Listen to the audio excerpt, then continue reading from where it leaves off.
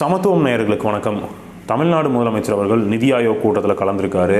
So இதை பற்றி நேர்மறையாகவும் சரி எதிர்மறையாகவும் சரி பல விமர்சனங்கள் வந்து போகுது. நம்ம எடப்பாடி பழனிசாமி அவர் என்ன பண்ணுறாருனா, அதாவது இடி ரைடு இங்கே வந்திருக்குது, அதனால தான் முதலமைச்சர் அவர்கள் பயந்து போய் அங்கே மோடி அவர்களை போய் சந்தித்து அவர்கள் எப்படியாவது அவர் கரத்தை பிடிச்சி கெஞ்சி எப்படியாவது எங்களை விட்டுருங்க அப்படின்னு முதலமைச்சர் பயந்து போய் அங்கே போயிருக்காரு அப்படின்னு ஒரு குற்றச்சாட்டை எடப்பாடி பழனிசாமி அவர்கள் நாக்கூச்சாமல் போய் பேசுகிறாரு. ஸோ அது வந்து எந்த அளவுக்கு போய் அப்படிங்கிறத இந்த வீடியோக்குள்ளே பார்ப்போம். வீடியோ ஸ்கிப் பண்ணாமல் ஃபுல்லாக பாருங்கள். வீடியோக்குள்ளே போகிறதுக்கு முன்னாடி மறக்காமல் நம்ம சேனலை சப்ஸ்கிரைப் பண்ணிடுங்க. ஸோ என்னன்னு பார்த்தீங்கன்னா, அதாவது எடப்பாடி பழனிசாமி அவர்கள் கொஞ்ச நாளைக்கு முன்னாடி டெல்லி போனார்.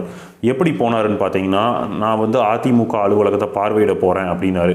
அப்புறம் அங்கே போயிட்டு என்ன பண்ணுறாரு, ஒரு 3 கார் மாறி போய் அமித்ஷா அவர்களை பார்க்க போகிறாரு. பார்த்துட்டு நான் தமிழ்நாட்டின் சில விஷயங்களுக்காக பார்க்க போனேன் அப்படின்னாரு.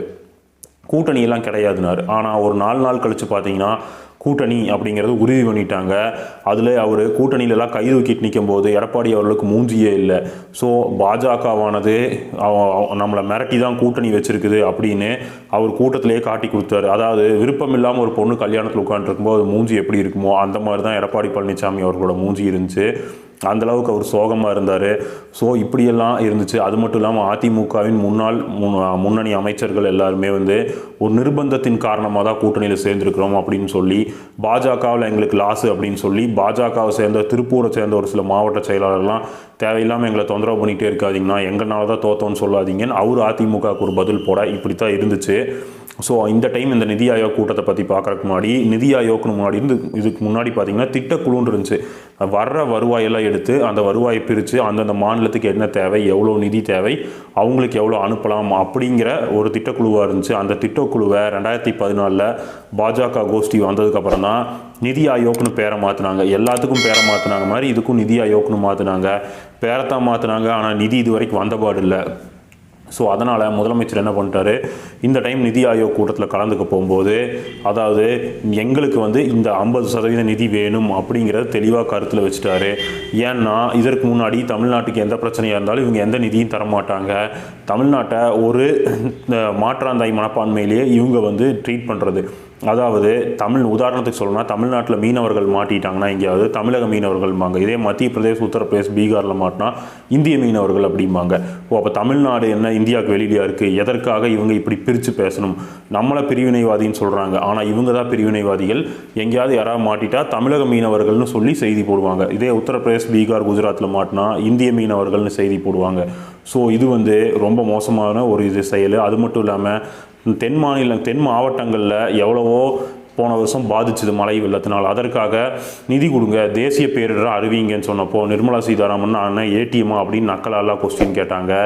அதே நிர்மலா சீதாராமன் அவர்கள் தான் இந்த சைடு திருநெல்வேலிக்கெல்லாம் வந்தப்போ தட்டில் காசு போடுங்க, உண்டியில் காசு போடாதீங்கன்னு அவால்களுக்கு சாதகமாக ஒரு டைலாக் விட்டுட்டு போனாங்க. ஸோ இந்த மாதிரிலாம் செஞ்சுட்டு இப்போ நிதி ஆயோக் கூட்டத்துக்கு முதலமைச்சர் எதற்கு போகிறாருன்னா, இதெல்லாம் ஒரு ஆதாரம். அதாவது கோர்ட்டில் கேஸுக்கு போகிறதுக்கு இது ஒரு ஆதாரம். எதுக்குன்னா, அதாவது நீங்கள் நிதி ஆயோக் கூட்டத்தில் கலந்துக்கிட்டீங்களான்னு கோர்ட்டில் ஒரு கேள்வி வைப்பாங்க. அதாவது இத்தனை நாள் நாங்கள் அமைச்சர்கள் அனுப்பிச்சோம், எங்கள் அதிகாரிகள் அனுப்பிச்சோம், எதுவுமே சரியில்லை, இன்றைக்கி நானே நேராக வந்து கேட்குறேன் நிதி கொடுங்கன்ட்டு, அப்போவும் இவங்க கொடுக்கல அப்படிங்கிற ஒரு விஷயத்தை உச்சநீதிமன்றத்துக்கு எடுத்துகிட்டு போகணும். அதற்காக தான் இப்போ கொஞ்ச நாளாகவே நீதிமன்றம் வெர்சஸ் நாடாளுமன்றம்னு ஒரு சைலண்ட்டான வார் நடந்துட்டுருக்கு. அந்த வாரில் நம்மளுக்கு சாதகமான நிறையா தீர்ப்புகள் வந்த வண்ணமாக இருக்குது. கவர்னரோட தீர்ப்பும் அது சார்ந்து வந்தது தான். மோடி அரசானது நீதிமன்றத்தை டம்மி பண்ணிட்டு நாடாளுமன்றத்தை ஃபுல் அதிகாரம் சார்ந்த ஒரு இடத்துக்கு எடுத்துகிட்டு போகணும் பாசிச நோக்கத்தோடு நகர்ந்துட்டு இருக்க பட்சத்தில் நீதிமன்றத்திலேருந்து நம்மளுக்கு சாதகமான தீர்ப்புகள் நிறையா கிடைக்க வண்ணம் இருக்கனால இதையை நம்ம பயன்படுத்தி எப்படியாவது தமிழ்நாட்டுக்கு உண்டான நிதியை வாங்கிடணும்னு முதலமைச்சர் அவர்கள் முழு வீச்சில் போனார். இதுவே பாஜக கும்பல் வந்து கோர்ட்டில் ஒரு ஒப்புதல் வாக்குமூலமே கொடுத்தாங்க. நாங்கள் சொல்கிற கல்விக் கொள்கையை எல்லாம் ஏற்றுக்க சொல்லுங்கள், இவங்களுக்கு நிதி கொடுக்குறோம் அப்படின்னு. அது கோர்ட் என்ன சொல்லுச்சுன்னா, எந்த ஒரு மாநிலத்து மேலேயும் அந்த கல்விக் கொள்கையை ஏற்றுக்கோ அப்படின்னு சொல்லி தீர்ப்பு சொல்ல முடியாது அப்படின்னு சொல்லி டிஸ்பியூட் பண்ணி அந்த கேஸை தள்ளுபடி பண்ணி விட்டுச்சு. ஸோ இது பாஜகவுக்கு ஒரு அசிங்கமாக போச்சு. நம்ம இதற்கு அடுத்தது அப்படியாக வழக்குக்கு போகணும், இவங்க எங்களுக்கு கேட்ட நிதியை கொடுக்க மாட்டேங்கிறாங்க அப்படிங்கிறதுக்கு. அதற்காக ஒரு நிதி ஆயோக் கூட்டத்தில் போய் கலந்து அதுக்கப்புறம் வந்து நம்ம இந்த வழக்குக்கு போனோம்னா இது நம்மளுக்கு ஒரு ஆதாரமாக இருக்கும் அப்படிங்கிற ஒரு பட்சத்தில் கலந்ததே தவிர வேறு எதுவுமே இல்லை. அதாவது எடப்பாடியில் என்ன சொன்னார்னா, இடி ரைடு வந்துடுச்சு அதுக்கு பயந்து போயிட்டார் அப்படிங்கிறாங்க. ஸோ அவர் இடி ஆனது இதுக்கு முன்னாடியே கோர்ட்டில் 2 நாளைக்கு முன்னாடி அடி வாங்கிருச்சு. என்னன்னு பார்த்தீங்கன்னா, நீங்கள் வந்து ஒரு 40 கடையில் நடந்த ஒரு இதை பிரச்சனையை வந்து ஒரு டாஸ்மாக்னு ஒரு நிறுவனம் மேலேயே குற்றம் சொல்கிறீங்க. இது எப்படி சாத்தியம்? இது வந்து போய் 1000 கோடி ஊழலுங்கிறீங்க. இதெல்லாம் தப்பு, நீங்கள் எல்லையை மீறுறீங்க அப்படின்னு இடிக்கு கோர்ட்டானது ஒரு கொட்டு வச்சுருக்குது. ஸோ இடி அதில் அடி வாங்கி ஆஃப் ஆகி உட்காண்ட்ருக்குது. இந்த இடி வந்த வழக்கம் என்னமோ 2026 தேர்தலுக்காகத்தான், அது பாஜகவின் அணியாக தான் இடி செயல்படுது. அதனால் அந்த இடி 2026 தேர்தலில் ஒரு ப்ரொப்பகேண்டா பண்ணணும். அதாவது 1000 கோடி ஊழல் செஞ்சுட்டாங்க அப்படின்னு ஒரு ப்ரொப்பகேண்டா பண்ணி ஒரு மக்கள் மனசில் ஒரு இதை உருவாக்கணும். அதற்காகத்தான் இடி அனுப்பப்பட்டிருக்கே தவிர வேறு எதுவுமே கிடையாது. ஸோ இந்த கூட்டத்தில் போய் முதலமைச்சர் கலந்துக்கிட்டதுக்குன்னா ஆதாரத்துக்கு அடுத்து நீதிமன்றத்துக்கு வழக்குக்கு போகும்போது ஒரு ஆதாரம் தேவைப்படுது. எதற்காகனா பாஜகவானது ஏன் நிதியை கொடுக்கல, ஒன்றிய அரசானது ஏன் நிதியை கொடுக்கல, ஸோ அதற்கு என்ன நம்ம வந்து தீர்வு, அதை கேஸ் போட்டு வாங்கணும். அப்போ கோர்ட்டில் கேட்பாங்க நீங்கள் போனீங்களா வச்சிங்களான்ட்டு. அப்போது இதெல்லாம் இருக்குது, நாங்கள் அமைச்சர் அனுப்பிச்சோம், அதிகாரிகள் அனுப்பிச்சோம், எதுவுமே இல்லை, நானும் வந்துட்டேன், நான் வந்தும் கொடுக்க மாட்டேங்கிறாங்க அப்படிங்கிறது தான் ஒரு மெயின் ரீசன். மற்றபடி வேறு எதுவுமே இல்லை. ஸோ இதையே எடப்பாடி அவர்கள் என்ன பண்ணிட்டாரு, ஸோ நம்மளுக்கு சாதகமாக எடுத்து நம்ம இதை பரப்பி நம்ம ஒரு வெற்றி கண்டலான்னு ஒரு பிளான் பண்ணார். ஸோ அந்த பிளான்லேயும் மண் விழுந்துருச்சுன்னு தான் சொல்லணும். ஸோ எடப்பாடி பழனிசாமி அவர்கள் எது செஞ்சாலும் அவருக்கு ரிவர்ஸ்லேயும் ரிப்பீட்லேயும் திரும்பிடுது. ஏன்னா அவர் தான் 3 கார் மாறி போய் அமித்ஷா அவர்களை பார்த்தது.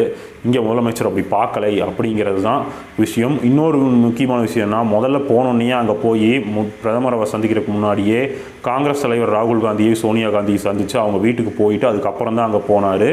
ஸோ அப்போ என்ன அர்த்தம்னா, காங்கிரஸுக்கிட்டேருந்து இவங்க வெளியில் போகிறாங்க அப்படின்னு சொல்ல முடியாது. ஏன்னா முதல்ல சந்தித்ததே காங்கிரஸ் தலைவர் தான்.